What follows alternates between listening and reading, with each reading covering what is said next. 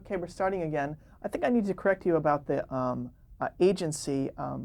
Wasn't it not Foot, Cone, and Belding was the agency rather than BBD&O? You could well be right. You know why I said BBD&O, which Batten, Barton, Durst, and Osborne? They used to refer to that agency, by the way, as a trunk falling downstairs.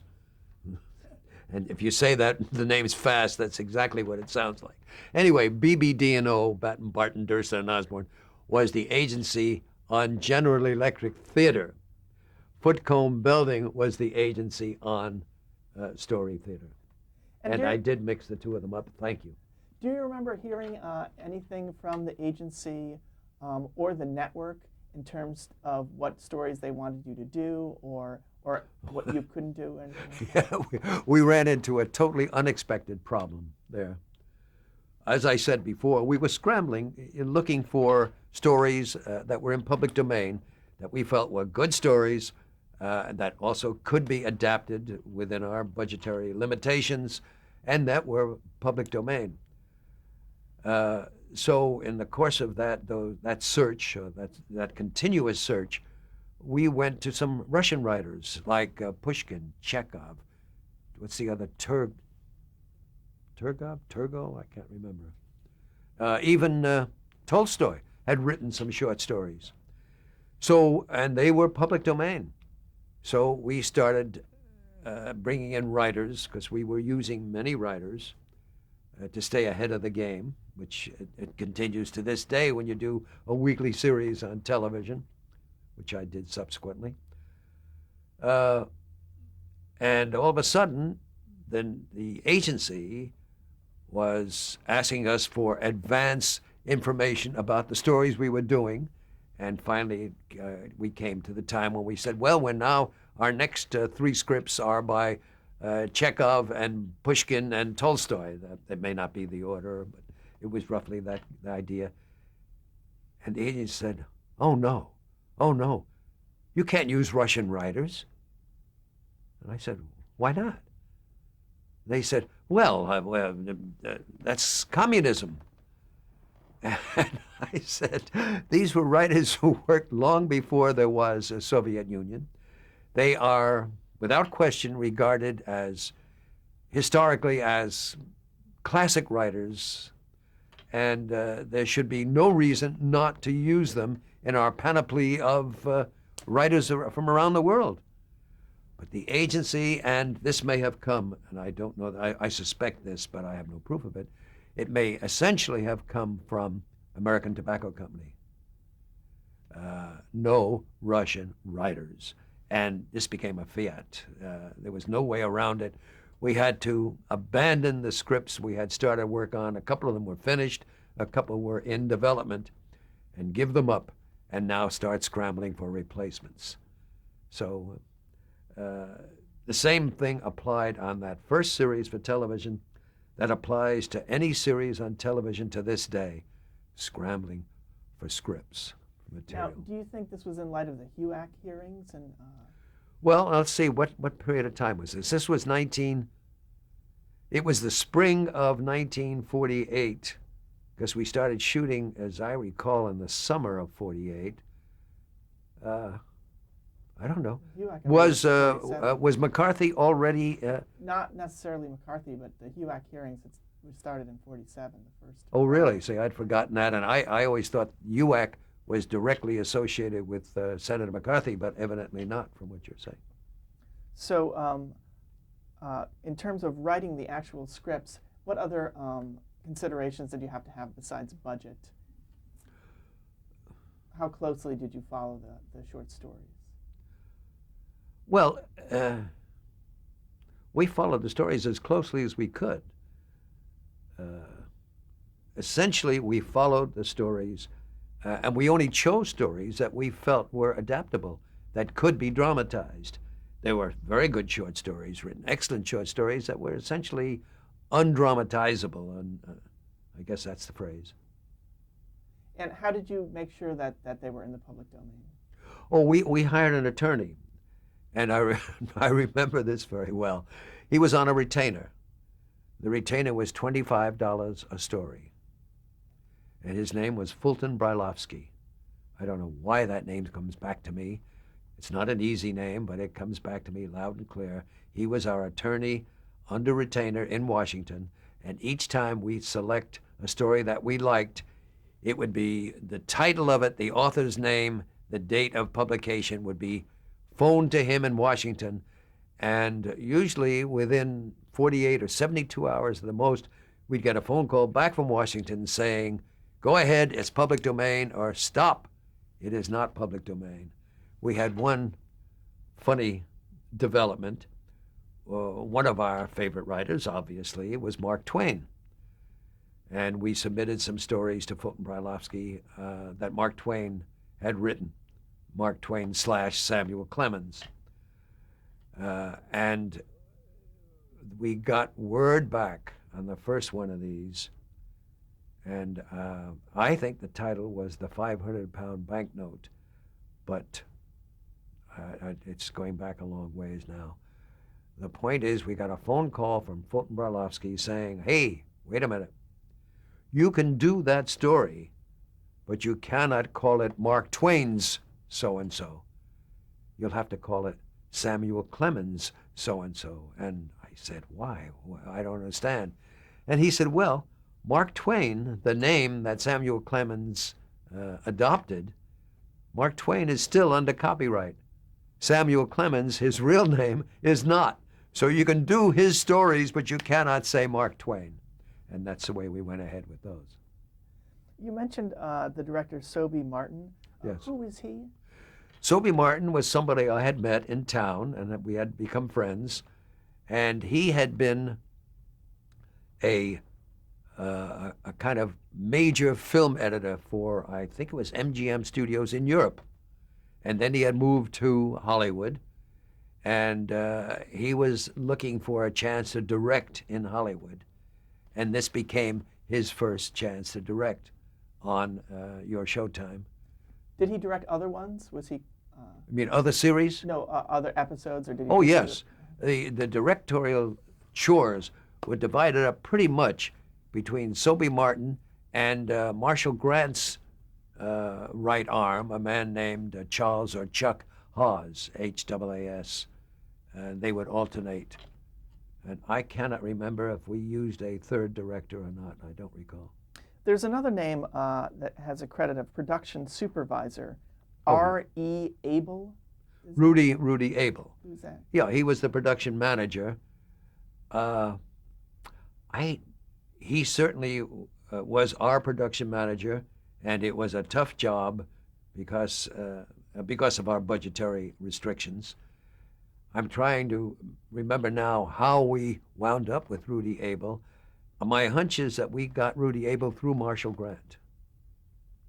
And how did you split the producing duties between yourself and Louis Lantz?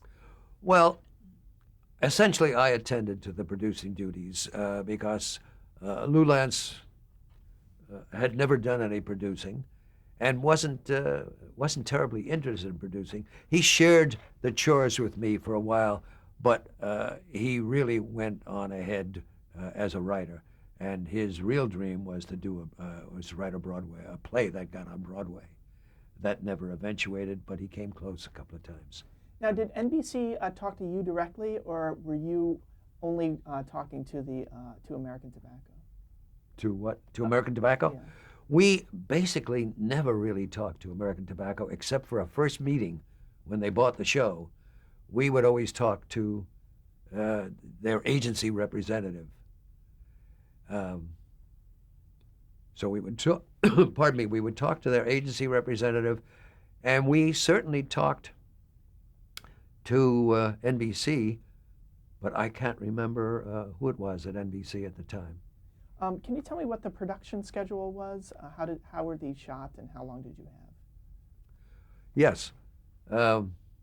We shot 2 half-hour shows a week. We would read script number 1 on Monday morning and break for lunch and start shooting the number 1 script. We'd shoot that script Monday afternoon, all day Tuesday, and some of Wednesday when necessary, and it was necessary most of the time.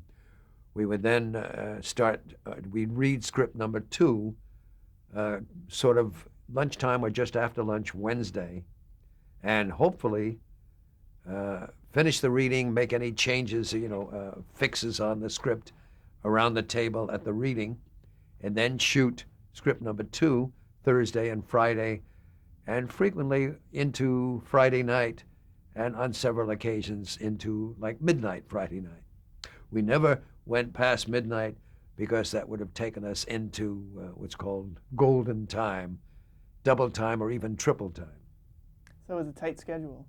Yeah, very tight. Very tough schedule all around. And what were the budgets like? I'm sorry to laugh, but when I think of the budgets today, it's the comparison is it's almost ridiculous.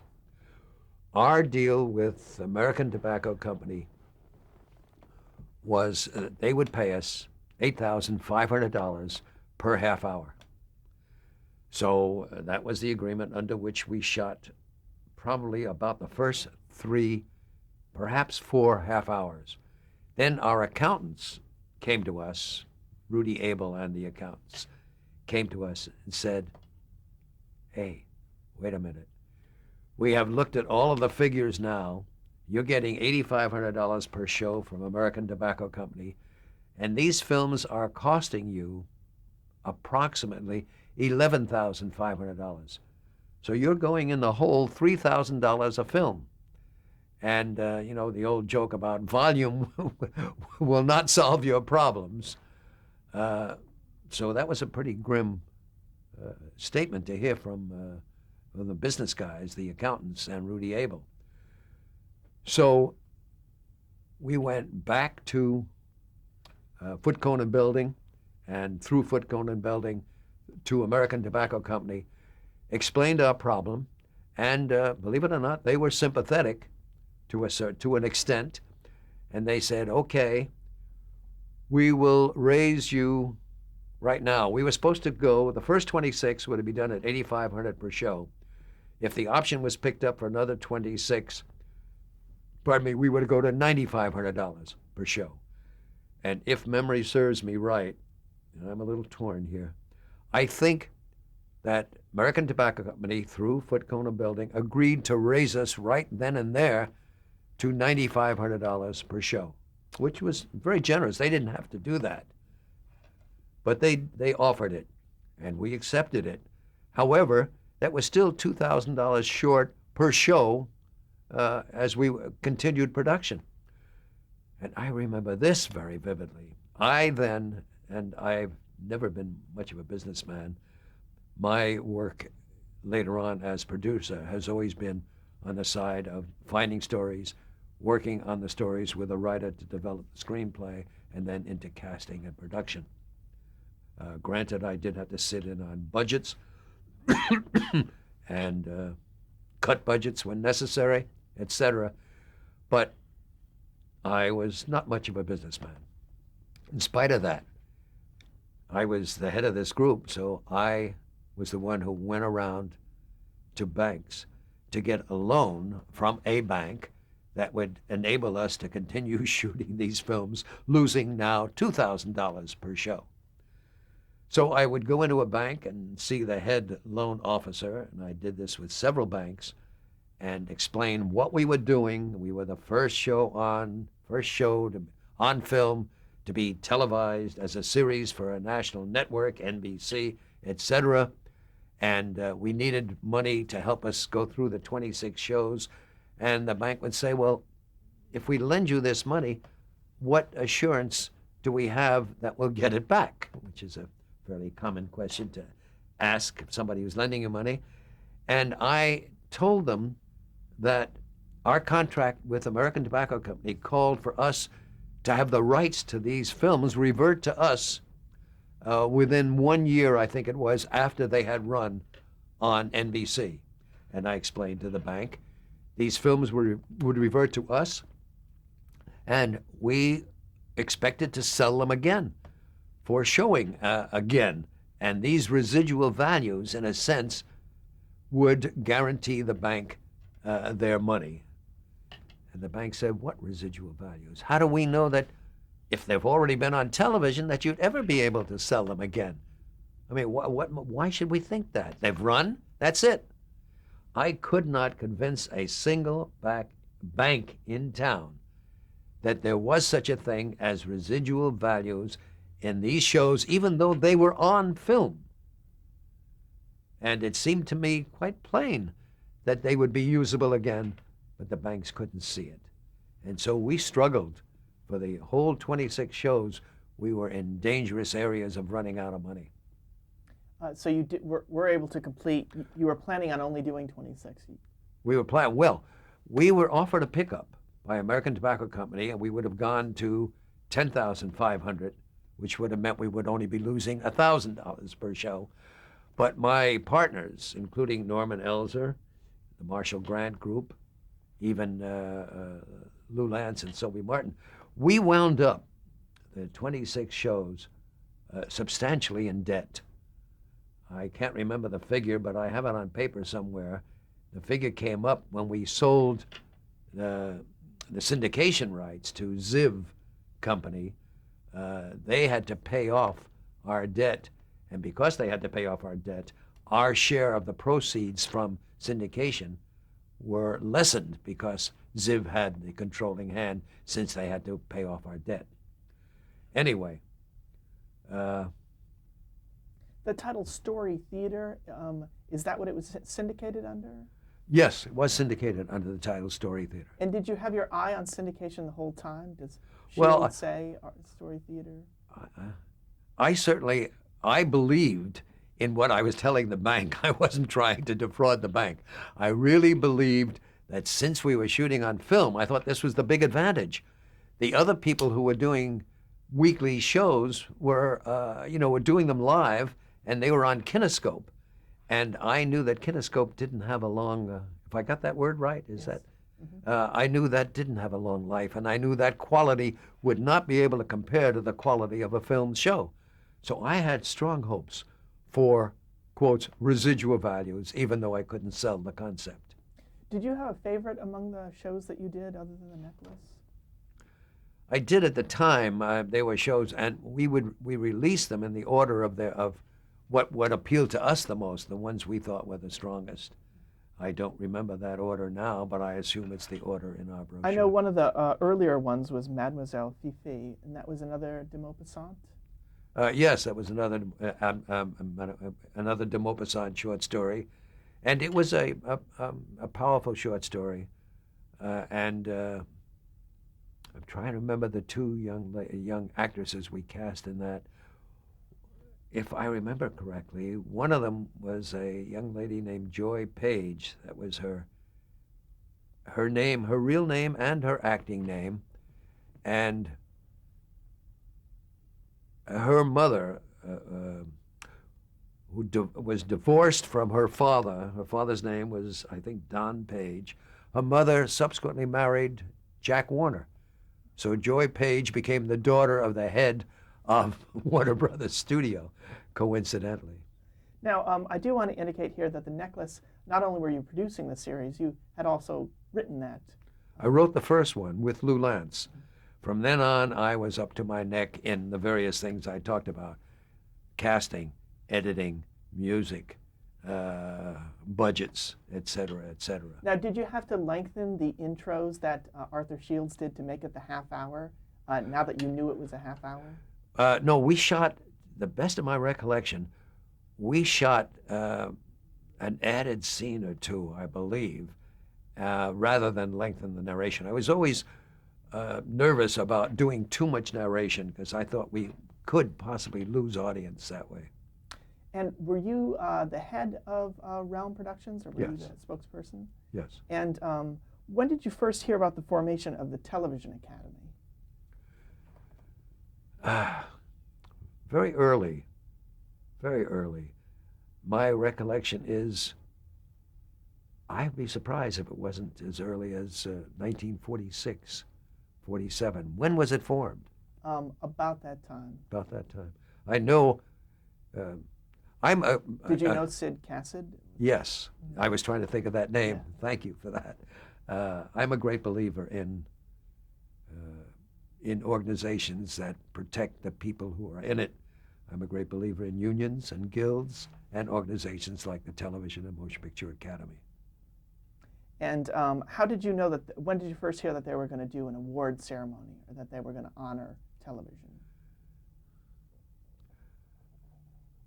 I'm trying to remember.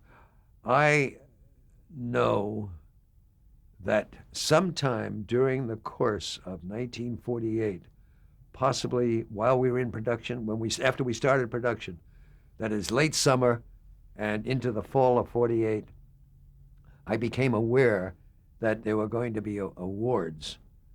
And I think I knew the name before the award was given, that it was going to be called the Emmy.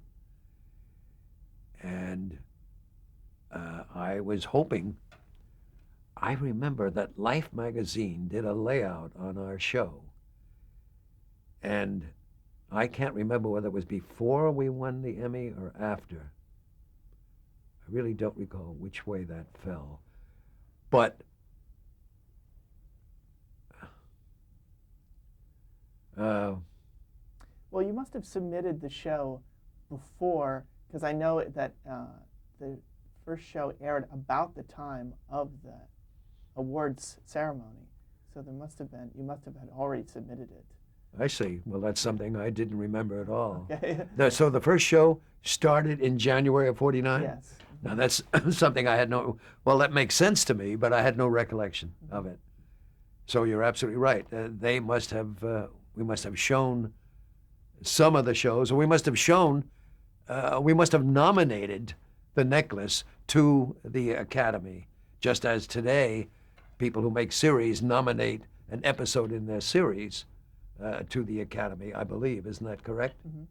I know I nominated, many years later, an episode of The Ghost of Mrs. Muir to the Academy in the comedy series category, and I specifically remember nominating an episode of Bracken's World to the Academy. Now, how did you find out that you had been nominated and were invited? Boy, I don't remember how I found that out. I do know that obviously I did find it out because I was there at that first event, which was at the Hollywood Athletic Club on Sunset Boulevard. And I think I remember that it was a black tie affair, but I didn't have a tuxedo. And I remember very clearly wearing a brown suit with a white shirt and a black tie. And there's a photo of me, a still photo of me clutching the Emmy, wearing the brown suit and the black tie, and that's how I remember that. But I was at the affair, and I remember being ecstatic about winning that award, though I cannot say that I fully grasped how significant the Emmy would become in later years. I know that not too long after that, after winning the Emmy, it played a definite role in the upsurge of my career. Did Lou Lance attend with you? I don't remember. It's certainly very possible. I cannot recall. And do you remember what the fact that in the still shot that I'm holding the Emmy myself tells me that Lou Lance wasn't there, and I can't recall why. Were you surprised that you'd won? And you didn't know beforehand? I did not know beforehand. And do you remember what your acceptance speech was, or anything that you said? Or no, I don't. What about in general the atmosphere of the evening? Were there a lot of people in attendance? Was it? Well, I went back over some of the files I had, and I discovered a Hollywood Reporter article that talked about that night, and it mentioned that there were 1,000 people there. Now, I have no recollection of that size crowd. I mean, that's an impressive group at the first award ceremony of the Television Academy, to get 1,000 people out. But even then, obviously, the Emmy was already, the very beginning, a much sought-after award. Now, today, looking all those years back, what does it feel like to be part of history, having won one of the very first Emmy Awards? I like that. It's nice to go on into your sunset years with a piece of history riding with you. Okay. You had mentioned your Showtime then went into syndication. Was that immediately following its run? No. One of the problems we have with syndication was the amount of debt we had run up. There were a few outlets that were possible for us, but they didn't want to take on the debt. Ziv was the biggest syndicator, I believe, at the time, and they could handle the debt very readily, and they used that debt, and I would have used it if I'd been them. They used that debt in order to hold down our share of the returns from syndication. Normally, it would have been, these are crude, rough figures, would have been that as the producers of these shows, we would have gotten 60 or 65% of the returns, and Ziv would have gotten 35 or 40%. That was reversed because they put up the $100,000 or $200,000 of debt, and they got the 60% or 65, and we got the 40 or 35%. Now, I know in the early 50s you returned to motion picture making, and I'd like to at least mention one of them because it was a big stepping stone, and that is the narrow margin.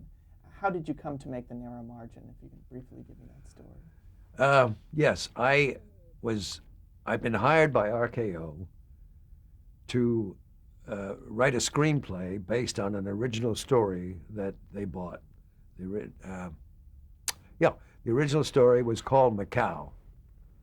And actually the deal that my still agent, Ray Stark, made for me at RKO, I'm not sure now that it was still Ray. It may have been Ray's kind of a lieutenant at the agency, because Ray may have moved on into production by then, and it may have been an agent named Harold Rose who made the deal at RKO. Could have been one of the two. The deal they made was a very smart deal. They said, okay, Rubin will write the screenplay based upon your original story called Macau. But since Rubin has won an award now as the producer, has won the first Emmy as a producer of a weekly series, we think that if you use his screenplay and go into production on it, that he should produce it, because he has produced a winning television series. RKO agreed to that deal. I then did the adaptation, the screenplay. They cast Bob Mitchum in it, and they got Jane Russell in it. They did bring in another writer, Bernie Schoenfeld, and he did a polished job or a revision on my screenplay. But basically, they went ahead with the screenplay and the revisions that Bernie did and got the cast they wanted. So my agent went in and said, well, the agreement is that Rubin produces Macau. Okay, let me stop you right there. We're at the end of our tape, and we'll pick it Oh, up. okay.